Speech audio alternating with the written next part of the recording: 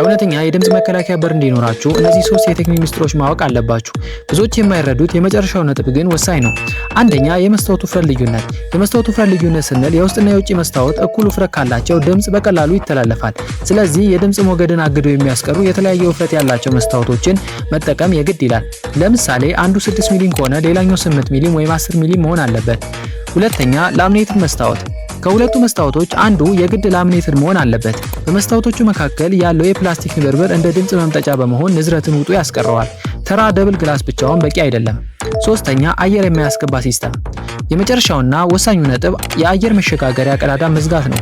በሩ ሲቆለፍ ወደ ታች ዝቅ ብሎ ከሀዲዱ ጋር ጥብቅ ብሎ የሚገጥም ሌፍት ኤንድ ስላይድ ሲስተም ሊኖር ይገባል። አየር ካለፈ ድምጽ ማለፉ ስለማይቀር።